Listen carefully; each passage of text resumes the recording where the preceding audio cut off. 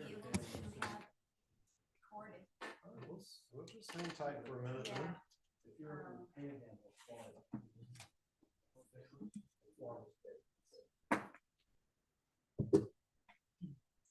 County's doing some digging in our area over there. They're digging between Mud Lake and Moon Lake. Did you see that? No, I haven't. The county, Yeah. There's a lot I'm of, not aware of any flooding or problem. it's an old ditch. Maintained since I was a kid. So, and all of a sudden they thought they need to do something with it. Better dig They this should back. never be lost. Yeah. I'm not giving this, Runs all the way down through the, it says I'm already well, kind sharing. of turtle up, comes off of what used to be Holt's Land there, crosses the road and runs straight down through to that ravine back there. The one that runs up to, Canal Church Road. Yeah, crosses, goes under Canal Church, Yeah. keeps going through the woods out to, I've never followed it back to Mud Lake, but I've seen it from Mud Lake side. no mud lake to it. I mean, what it does, where, Old Canal Road is, Mhm. crosses and Yeah. goes through the woods and ends up, there's a big ravine back there. Okay. And it dumps off in that ravine, there's a creek that flows off to the left, I guess it eventually ended up in the river, Yeah, yeah, it runs back down, Buffalo Bluff. yeah. Yeah. Only reason I know, I used to ride a horse back through there. Oh.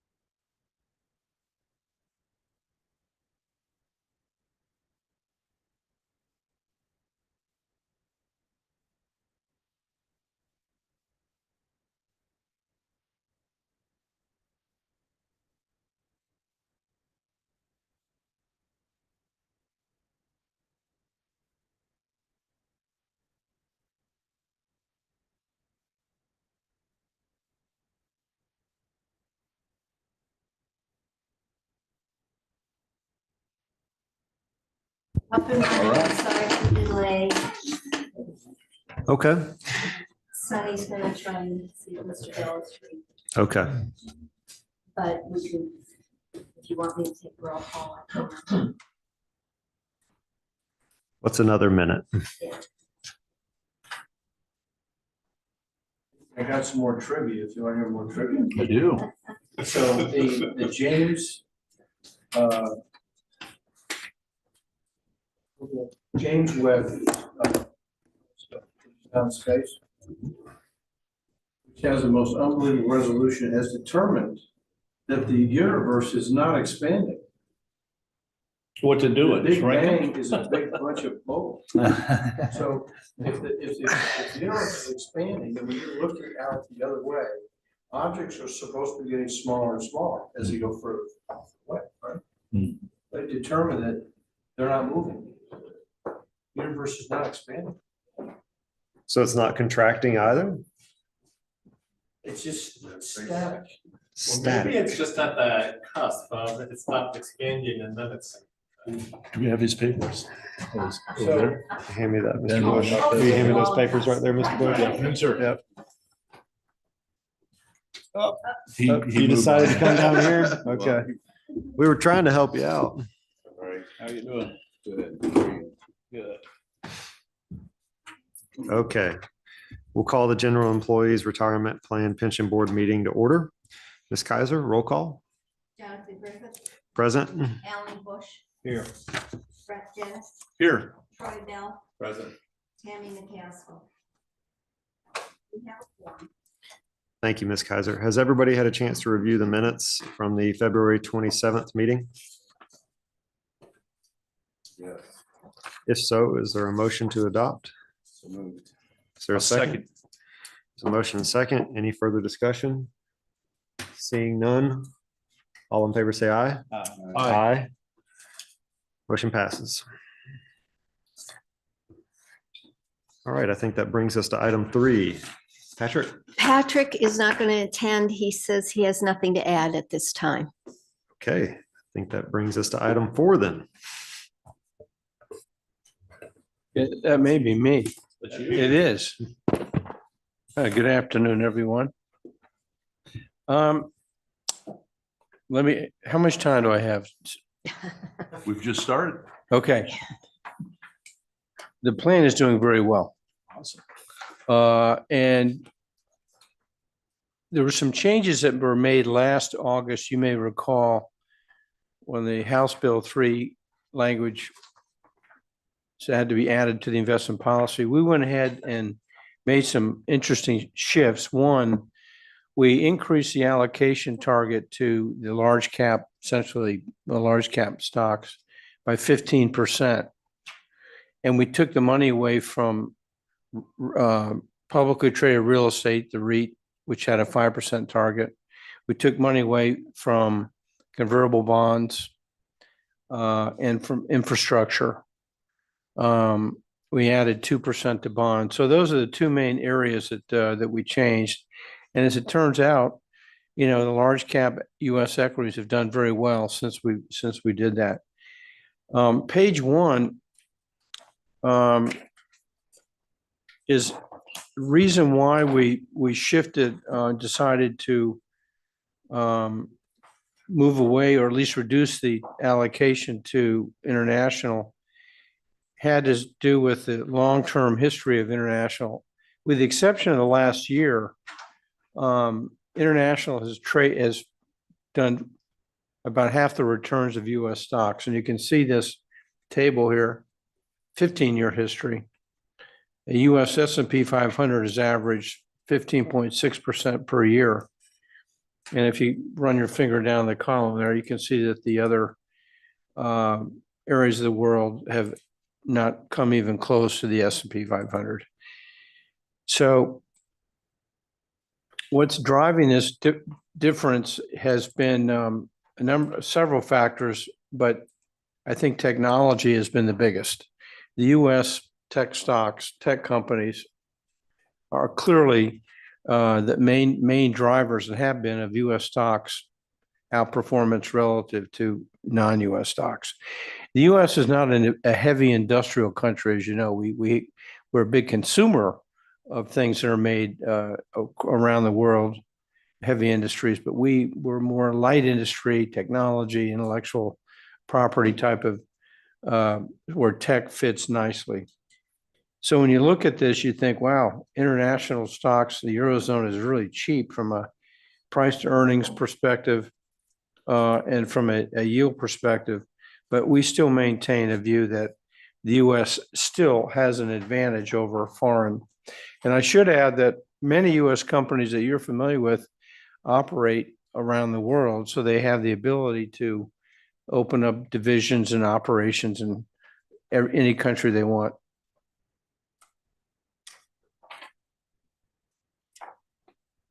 So we go to page 4 and look at the summary remarks. You had a very good fourth quarter, and you also had a very good first quarter of this year. So this is the second half. You've gotten first half of your fiscal year now in place here. 1.2 million was earned, 5.6 net, pretty much in line with the model. And the best performers were growth, as you'd expect. Voya has made a nice turn in your favor. They were up 15 versus the index, which is up 11, both large cap growth, and the 500, which is up 10.6. It's nice.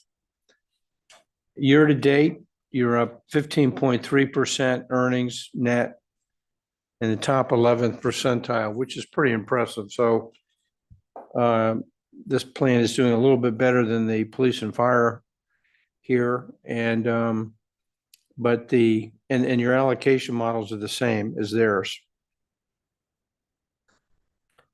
The 1 year rolling 1 year number, 2.7 earned 14.1%, a little bit behind the model, but he's still ranked in the top 29th percentile. You can see growth again is a dominant factor. Voya 43, it's amazing. 39 for the index, and Ceradex large cap value at about 23%. I like the 5 year number, 6.1 million, averaging about 6.4% net. You know, FRS is at 6.7% with their assumed rate of return. Is this plan moving down to 7.5 or anything like that? Or I think it's at 7.5. At 7.5, okay.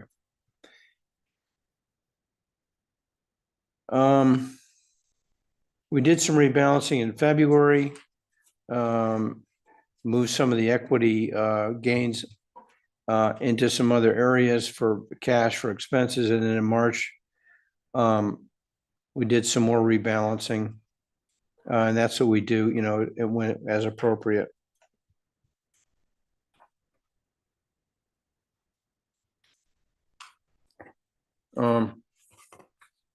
So if you go to page 10, well, actually, page 8.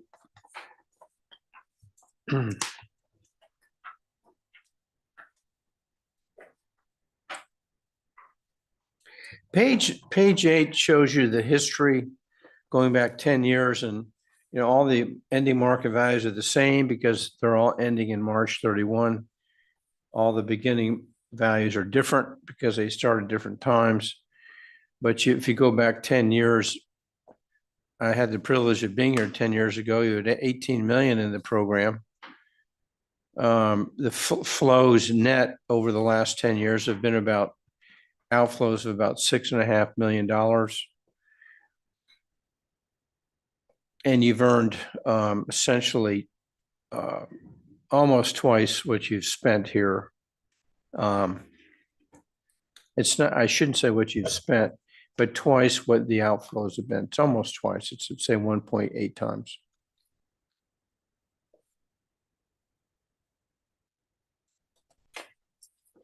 Now, page 9 is something that was one of the prior trustees wanted us to insert this in here. And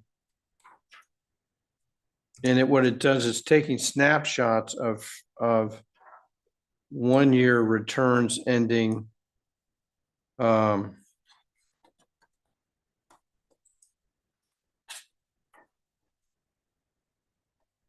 ending March 31st. So you see the most recent one on the left. And the next two are capturing the horrible experience we had in 2022. We've talked about at length because the 1 year ending in March 23 captures 3 bad quarters in 22. You know, rates went up, bonds, were crushed as well as stocks. The year ending March 21 was up, you're up 30, almost 36%. That's that post-COVID kind of things were back on track and the vaccines were now available and people were really excited about what was happening. So you could see visually the volatility that remains persistent in the market.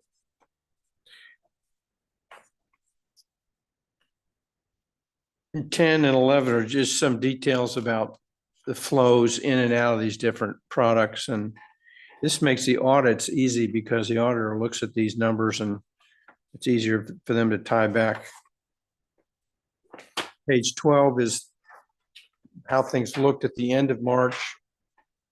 A little bit of an overweight to cash. I'm not sure if you need that extra cash for any particular reason, but I don't really have a problem with that overweight at the time for the time being because you're earning about 5%, a little over 5% on an annual basis on that cash anyway. That's pretty good. You think about it, if we're earning 5% on the cash and inflation is really probably closer to 2%. I know the Fed is still, or the Labor Department is still reporting it around 3.3, but there's a lot of lagging information that's in there. It's probably closer to 2 now. You're getting a real rate of return on the bonds of about 3%, which is phenomenal. But that's a good segue to take you into a little more detail here.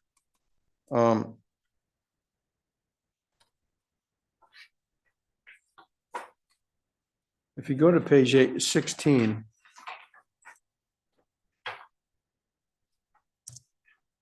now the Sykes bond, this is a bond program it's actively managed. But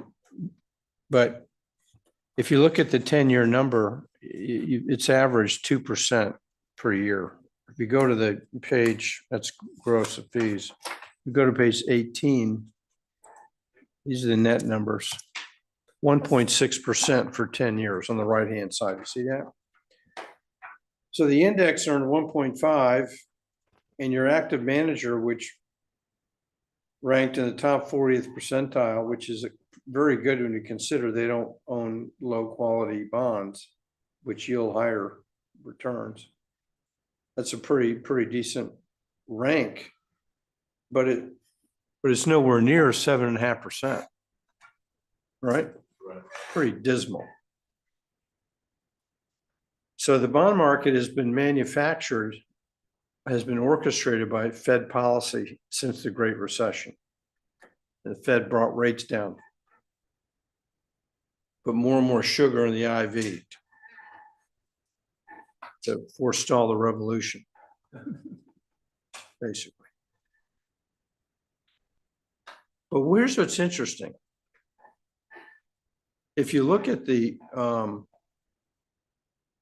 yield, if you look at the fiscal year-to-date return for the Virtus Sykes bonds, it's 5.3% return in 6 months.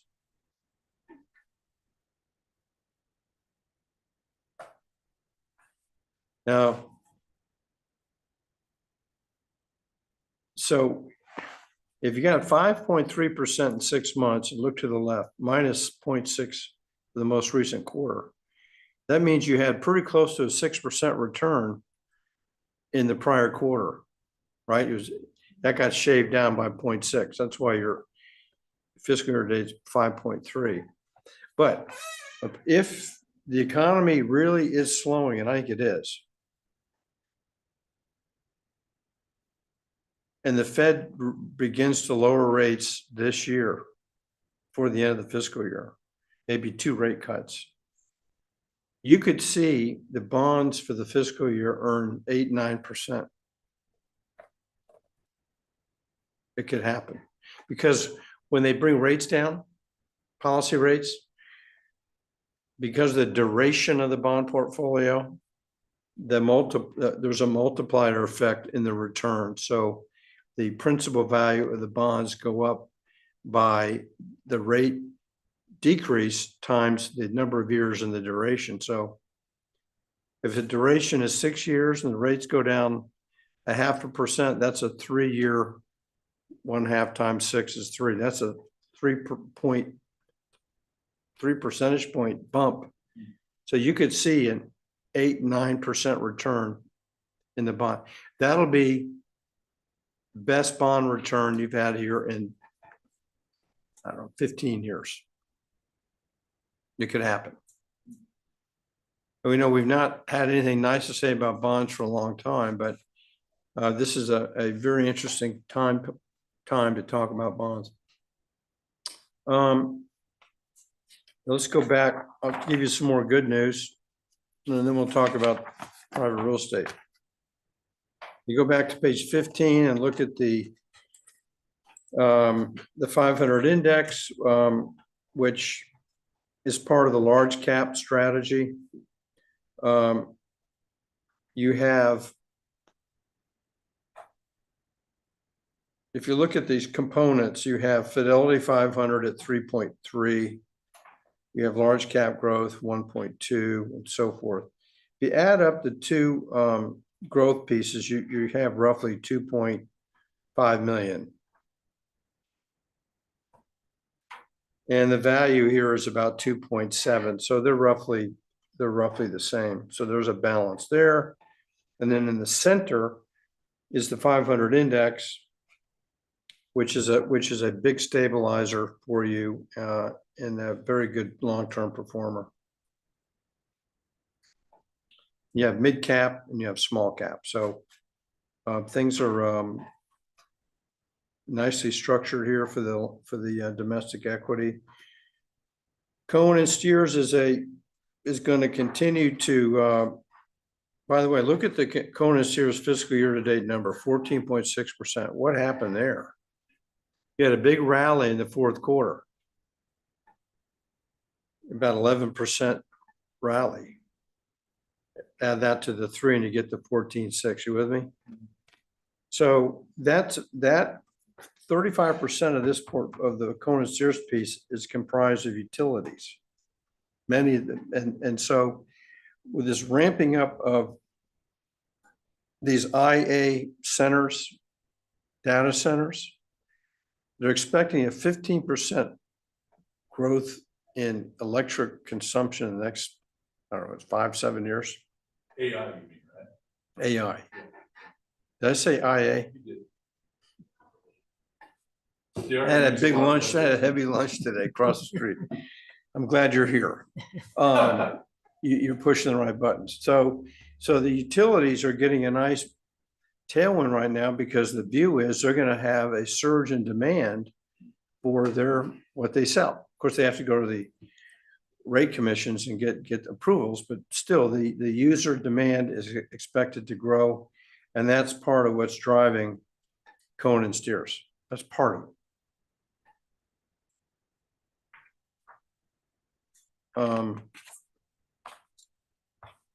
What's that going to do to the cost of natural gas?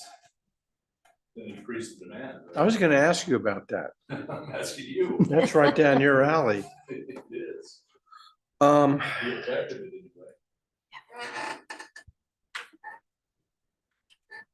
anyway. Nat gas in the US is still dirt cheap. Yeah. Compared to Europe. Yep. But aren't they opening up more LNG Terminals, terminals? Thank you. Yeah. we're even now. Hmm? We're even. Yes, we are. Yeah, I mean, in Louisiana and Texas, and they're exporting, we're the largest exporter of LNG in the Milky Way. Yeah. In the universe, we really are. We've overtaken Qatar and Australia. So we have a lot of cheap gas and it's going to Europe and Japan and South Korea. And then that'll continue for a long time. And that's in part why, another reason why we are more pro-US in the equity side, because the Europe is struggling to deal with the high cost of energy. They got a real problem for obvious reasons. So the Germans are moving a number of operations, more and more operations into the US factories, final assembly. That'll continue. I think they're paying, gosh, $28 a thousand cubic feet in Europe. And I think a Henry Hub price here is around 270. It's in the two. Yeah. 1/10. I mean, these are rough numbers, but all right, American Core, let's talk about them real quick. You don't have a big allocation, thank God, to them.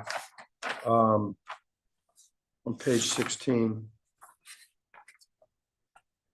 I think it's around 5%. Let's double check it real quick. They 4.8%.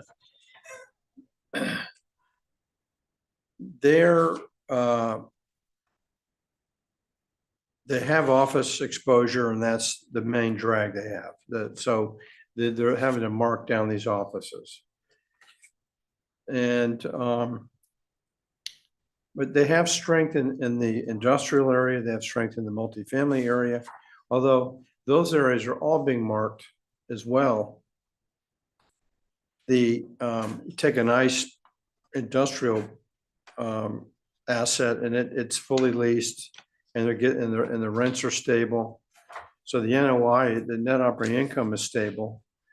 But the problem is the refinancing market is not very stable. So the cost to finance these buildings is going up. So when that happens, banks want to see a certain amount of coverage ratio in the NOI as it relates to the debt service. They want to see a lot of extra money so you can maintain and keep the place looking nice, fresh, and keep it up, as well as have ample money left over to make interest payments. And that has started to shrink. So and in the multifamily area, and you guys see this here because you see a lot of permitting, but the permit requests for multifamily is starting to wane. It's dropping off, and that's in about 3 years. That will be reflected probably in a tighter market for apartments and good rents. And kids can't afford to buy houses unless their parents chip in, and I'm not going to chip in. So some of you are weak and you got to help them out, but I'm not going to. No, my kids are okay. They somehow pulled it off. Huh? That just leaves inheritance. I'm not leaving them anything. I'm going to have a blast. Just the sure we know what happened. But there's going to be pressure here in this asset. What's going to happen is, as the rest of the portfolio grows, that 4.8% will become 4.2 and then 3.9. We're not adding to it. It'll eventually become a smaller and smaller problem. And I'm hoping that the outperformance that I'm expecting in the bond portfolio will mitigate some of that. Finally, on a brighter note, high yield. This is a very interesting flag to watch, because when you see high yield performing well, it usually suggests a very strong indication that the economy is nowhere near a recession. You look at the 1-year return of 9%, Which page are you on? page 16. 16.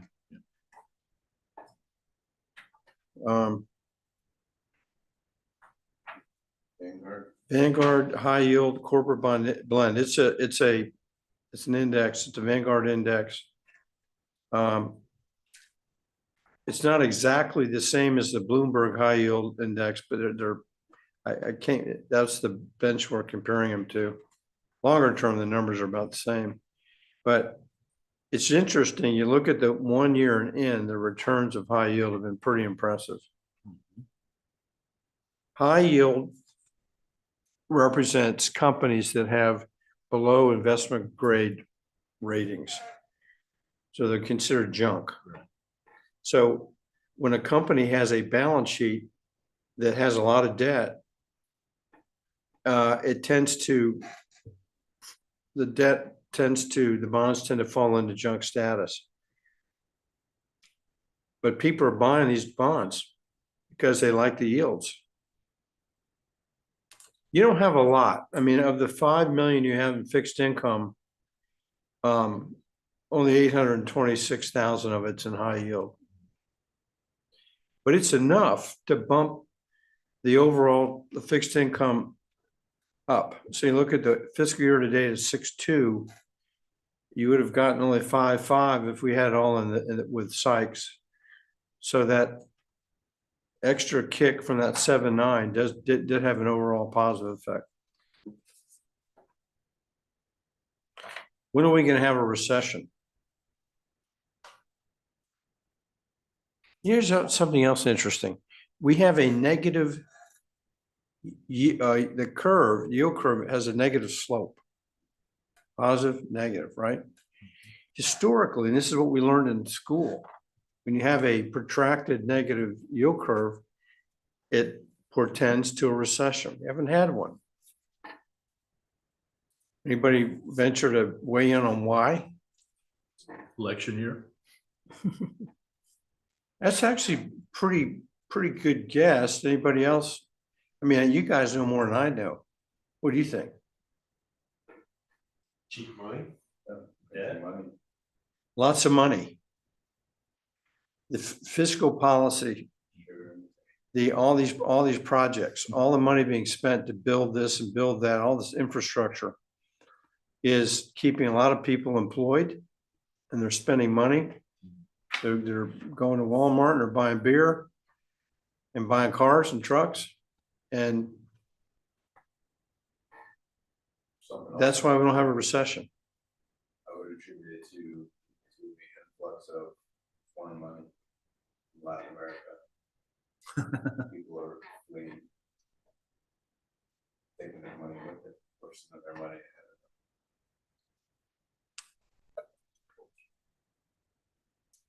them. I don't really think. I think honestly, I think what the Fed has done by raising rates is they have one unintentional consequence is they screwed up the real estate market. The residential market got screwed up because people don't want to sell their house because they're going to move somewhere, finance that house, and have a higher monthly P&I. So they're going to stay still. So there's nothing on the market. I'm not sure they knew that was going to happen. And we know what's happened in the commercial market, but that was inevitable. That was going to have to be, catch up there.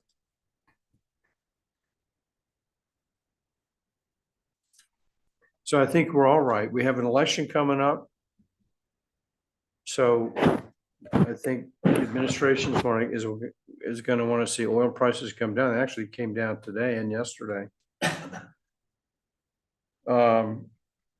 Gasoline prices have come down. Diesel has come way down. I remember when diesel was $1.40 over regular. Now it's like, what, 40, 50 cents difference?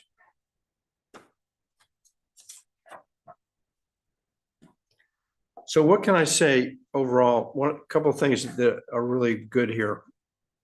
One is that you have not fallen into the trap of getting involved in private equity and private credit. Now, a number of pension systems around the country, especially the big ones, made very large commitments to private market. The private market's in trouble. There's no liquidity. There's no transparency. The general partnerships that basically run these programs have their own valuation metrics, so the independence is lacking.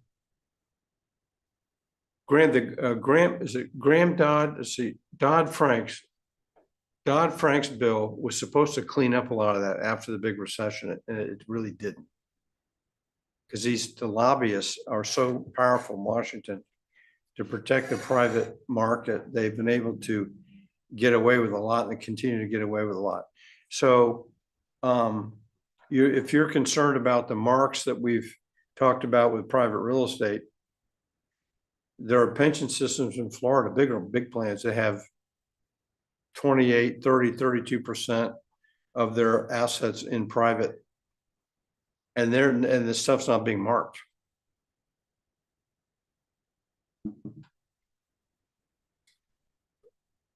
So they're in for a rude awakening when these things start to finally. And what's happening is all these companies that are in the portfolios, private companies, they're having the same problems with their banks that the real estate guys are having. To run this business, they have a certain line of credit, they have certain term loans. Those loans are coming up for renewal. The banks are increasing the rates by 2.5 times. And these small companies, which historically have had a really difficult time accessing capital, are now facing serious problems with the banks. And so you have the private equity, the balance sheet, you got the equity side, and then you have the debt side, the borrowings that they have. And that's what's going to be clobbered here in the next couple of years. But you don't have any exposure to those markets. The state of Wisconsin just made $100 million commitment to Bitcoin. State of Wisconsin retirement system. These are public meetings, and I'm probably going to be shot to death tonight by saying all this stuff. But I don't understand Bitcoin. I don't get it. I know a lot of smart people who are all in, and I know smart guys who say stay away from it. What's your gut instinct? Stay away from it. Yeah. I can't touch it, it's not Listen to real. me. Didn't a famous football player get roasted on? Which one? If you Brady? Yeah. if you think about his history going all the way back to the Greeks, go back as far as you want to go. Gold, silver, these things had weight. Right. Now, I have a Tesla. It's parked out there. It's 11 years old. When I fill it up with electrons, you know how much the weight goes up in the car? 0. Now, I can go 220 miles on one tank of electrons, but it has no weight. What I don't like about Bitcoin is that there's nothing tangible about it. But I'm not that smart. There's a lot more going on because there are people around the world who are suffering from repression. They want to get their money out of Ukraine or get their money out of Argentina or get their money out of Chile, and they don't trust the government. This is an important mechanism for them to just go, and they've moved it. And they have this blockchain formula that protects, and no one knows how to get to it. Now, I asked a guy the other day who presented to a client who's co-authored a book on blockchain, on Bitcoin, which is about blockchain as well. And I asked him, what does the Federal Reserve think about Bitcoin? And he said, oh, they're all over it. Oh, they love it. I said, and I did something, turn the volume down. Yeah, I did my own research on it. Sure enough, the Treasury does have a bunch of it from, these are criminal investigations, the stuff that they've seized. Yeah, they didn't acquire it intentionally. They got That's right, they did not something. acquire it. These are assets, Bitcoin assets that they've seized in criminal indictments, investigations that they still have, and they haven't yet figured out what to do with it, and they don't trade it. Yeah, but it's still just gambling, because if it's just a contract or a means of easing the transaction, you can replicate it how infinite times over. Yes. So it's just, you want to be the first one in, first one out, or you want to be the last one in, last Well, one out? that's it. To me, it's like a chain letter. Yeah. Remember chain letters? Yeah, Heard them. yeah. You got to smile when you're the first guy. But if you had a room of 8 guys and they all had one of those cards you used to get in your hotel room, and Mr. Bush says his car is worth $10,000, and you've convinced all of us, because you're convincing, that it's worth $10,000, and we trade it. We do a new roof for me, yeah, I'll buy some asphalt from you, and we trade. All of us are merchants, and we agree that it's worth $10,000, except the last guy. Right. And he goes to the bank. He says, I want to cash this in for 10,000. They say, not worth anything. Right. I don't know. But anyway, you're not in Bitcoin. And I don't think you ought to do it. Anything else you want to talk about? Interest rates. You said that the Fed was going to lower rates. Is that going to affect, that will affect the bank's interest rates downward? Is that right? Yeah. Or shut. All right. So I think the Right, the Fed, amount of interest that we get on, too, yeah. if you look at there is a futures market mechanism that's a consensus of where interest rates will be at the end of the year. And it is suggesting 2 quarter-point decreases, but this mechanism has been wrong for about a year. Last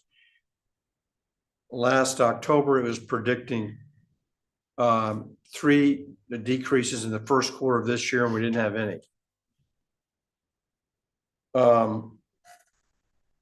The European Central Bank announced that they were going to start to cut in June. They said, we're going to start to cut. We're going to do it.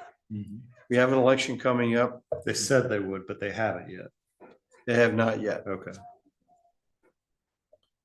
I'd say it's an even bet that I think it's 50% probability they do 2 cuts this year. But what do I know? And I think the other 50% is they do nothing. So toss of the coin. Yeah, they want to keep the dollar strong because that's an inflation fence. It keeps prices down. And that's our number one priority right now, is to keep inflation get down. They're reporting 3.3%, but as I said earlier, I think it's probably closer to 2%, but they have a lot of lagging data. I'm hopeful they drop by 50. It'll help. The mortgage rates will fall down closer to 6%. It'll help a lot of people. But you're right. Everything right now is being driven by inflation expectations. But we made money. You're making money in this market. Anything else? Our things in the panhandle.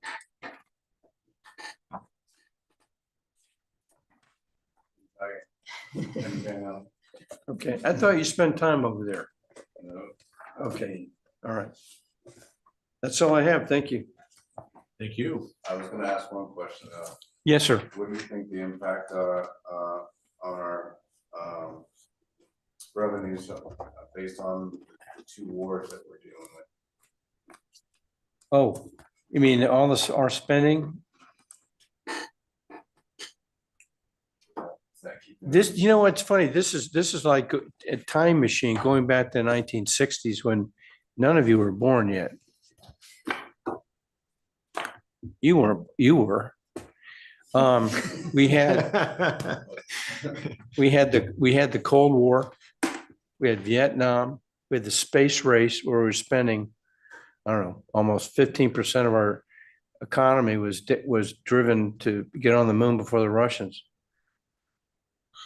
And so we were going full throttle in the 60s. We're going full throttle right now.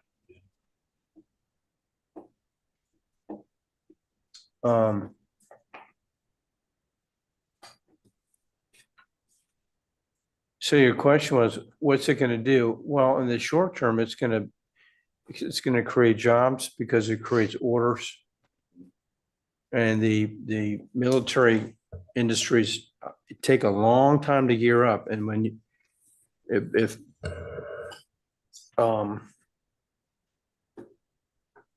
Lockheed Martin's going to get an order for Patriot missiles or Hellfire missiles, they want a big contract. They don't want just, we want 20,000. We want 1 million. So that means they get a 1 million unit contract, as you know, they got to then build a big facility. It takes, maybe they'll build it in Palatka next to the gypsum place.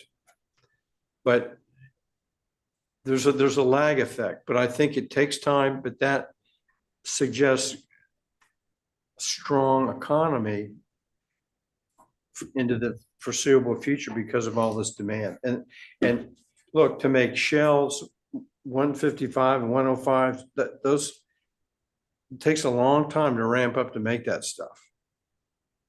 Right? Takes years. So yeah, the military buildup and the Europe has a lot of military companies too, like BAE is another company that I like. They build all that stuff. That's personal thing. Don't go buy it. Just buy the index. Does that help you? You probably agree with that, don't you? Anything else? Thank you very much. Have a nice summer.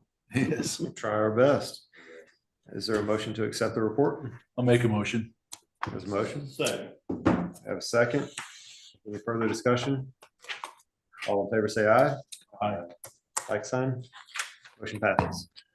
All right, I think we are on to number 5. I see we have Ms. Parrish on the line. Hello, good afternoon, everybody. Just a quick informational memo regarding some IRS changes that were made in the reporting requirements of disability annuity payments. Oh, actually, this is just for first responders and other disabled taxpayers. Oh, okay. So this would be for everyone. If for some reason there was a disability and it's considered to be duty related, there are certain tax implications, whether it be that it's going to be taxable or non-taxable.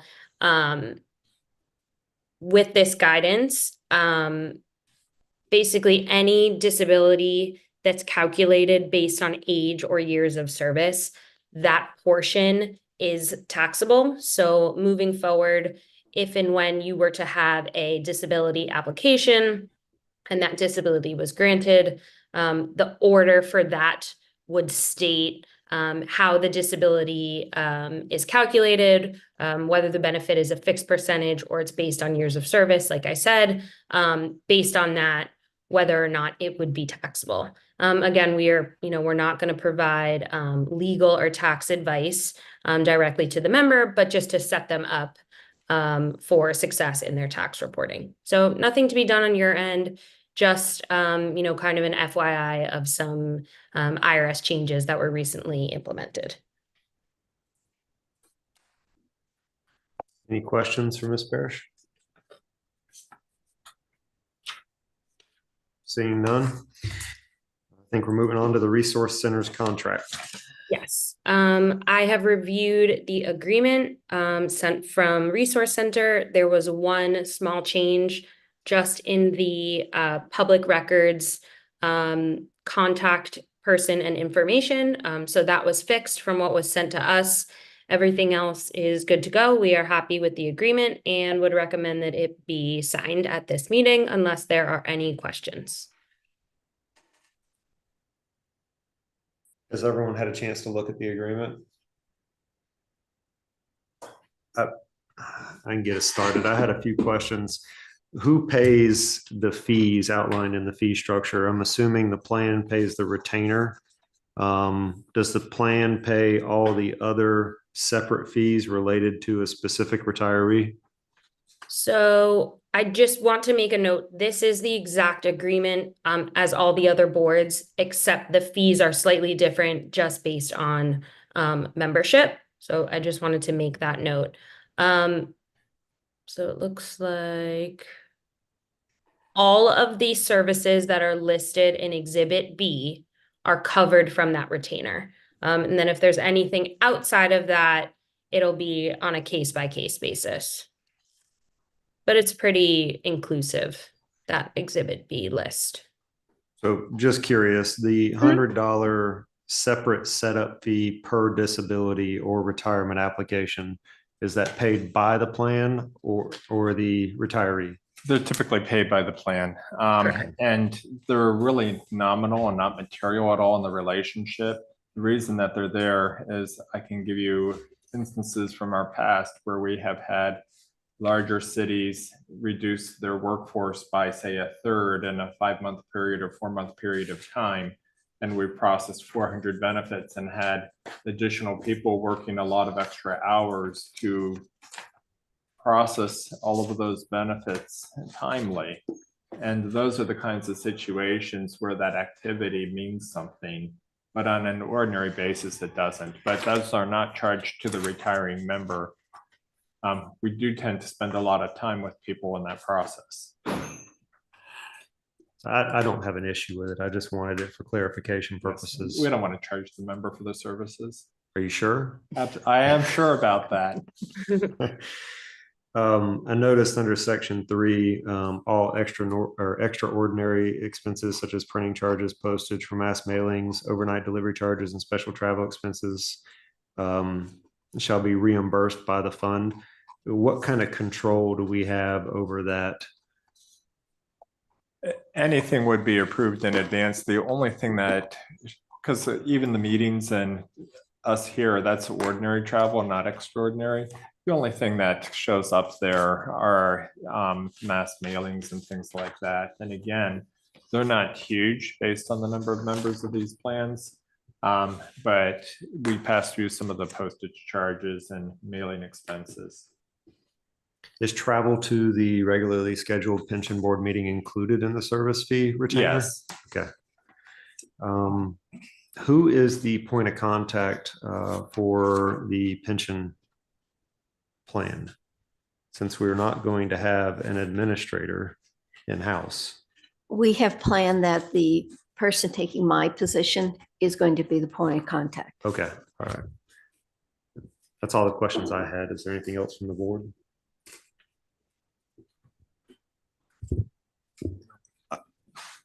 I did notice on one of the pages that we have a document that has the city attorney's contact information on it. Was that just an insert oversight? No, that's intentional because she is the records management officer for the city. Okay. So typically, on any other agreement, It would be the administrator that would be listed as the records custodian, but when it's an agreement with the administrator for administrative services, it's typically the city clerk. In this case, it's the city attorney, but they won't be on any other agreement. It would be whoever the contact person is or resource center. In fact, that was our one change to the Yes, exactly. agreement because I had it, I think, as the city clerk. Yes. Okay, so if and when that changes, do we have to update the whole contract? I would just do a little addendum that would reference this this agreement, and then that moving forward it was changing. It shouldn't. Oh, I guess technically her name and position could change. If that were the case, it would just be a quick addendum. But the Florida statutes require that this specific contact information be in there. That's why it says her name, her address, her phone number, email, fax. That's all required to be in there. Okay.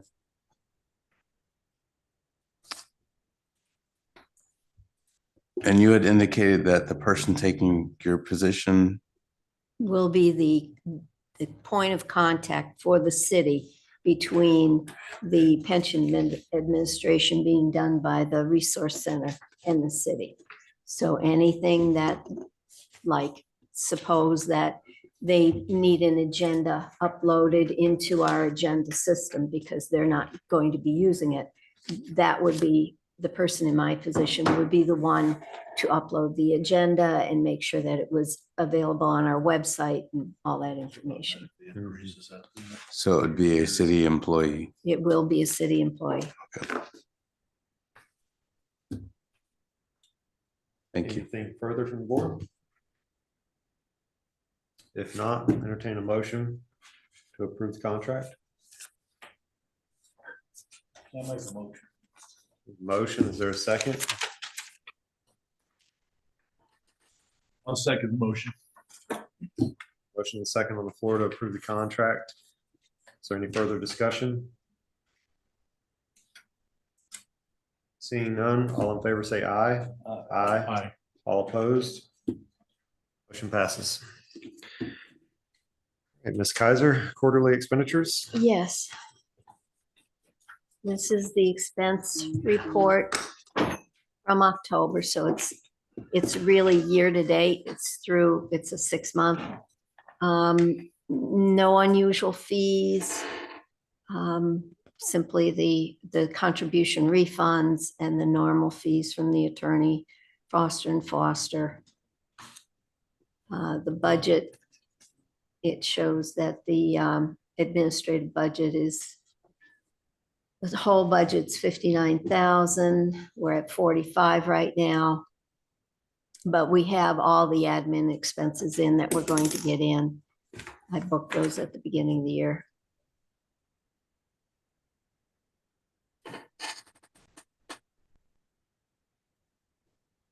Any questions from the board?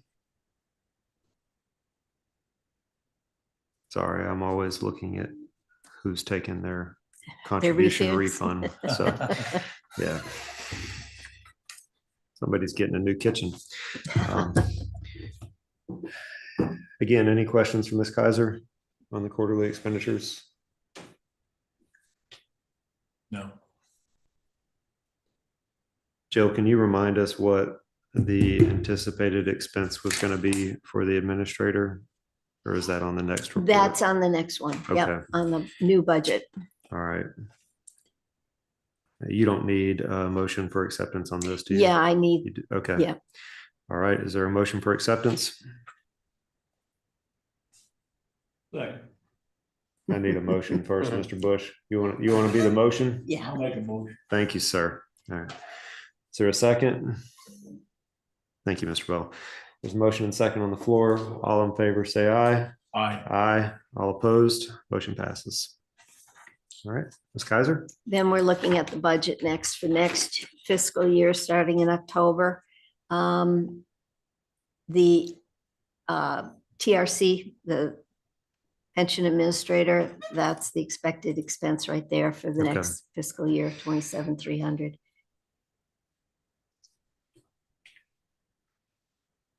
And we're going to conference? Well, I give a budget for 3 people. The board is 5, so the idea is every 2 years you go to a conference. And the next one will be the one offered by the state in the fall, which is usually really good for new members. They're geared toward that. It's a very small conference. You have very easy access to experts rather than large conferences. And Where is it? it's usually held in Tallahassee, Oh. but it varies, and we're going to have to wait. Orlando too. They will do Orlando too. Yep. Generally, they have one in the spring and the one the fall. They didn't have one this spring. They're still trying to get over COVID-related issues, and they expect to have one in the fall. Is this for adoption? Yes.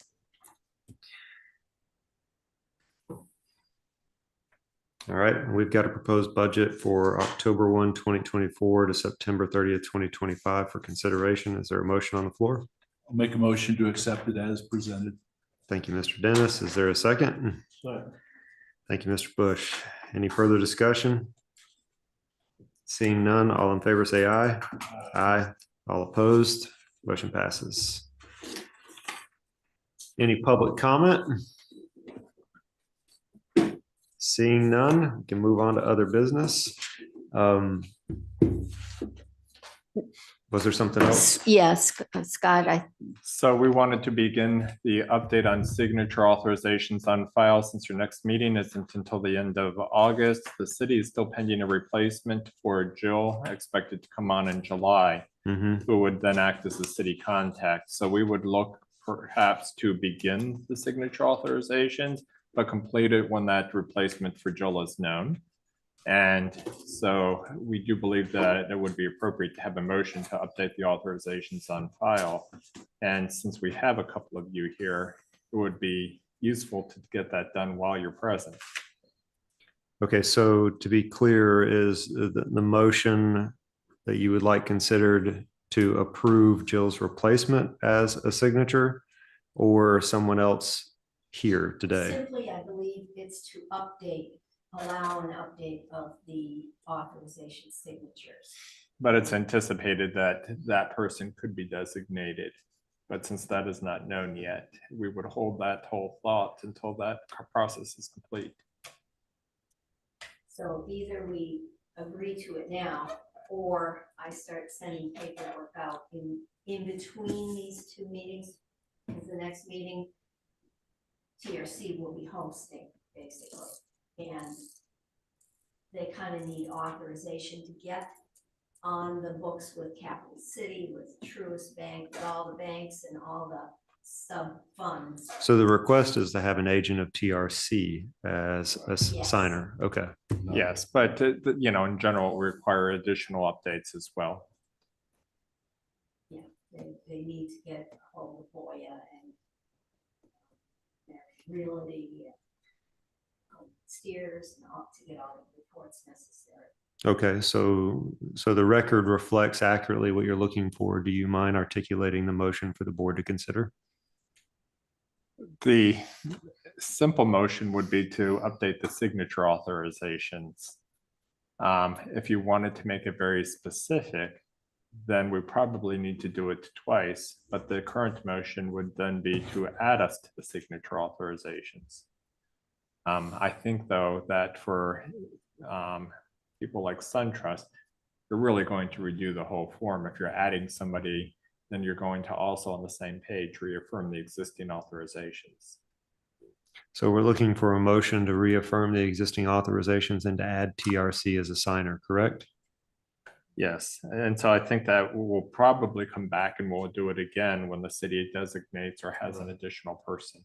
Okay, understood. So there's a motion to be considered. Will someone sponsor it? Or put it forward? Mr. Bell? I will begrudgingly offer the motion as stated. All right, there's a motion on the floor. Is there a second? Second. Thank you. Any further discussion or clarification? Seeing none, all in favor say aye. Aye. All opposed? Motion passes. We Thank just you. want to be functional. Thank you. I think we all do. So related to that, Jill, what are the terms? I know we've got a commissioner that's not running for reelection, so we potentially will have a new member come the next calendar year, correct? Calendar year, yeah. And January. is there anybody currently on the board that is getting ready to term out? It would be in January as well. I'll have to look into that. I don't think so. Through January.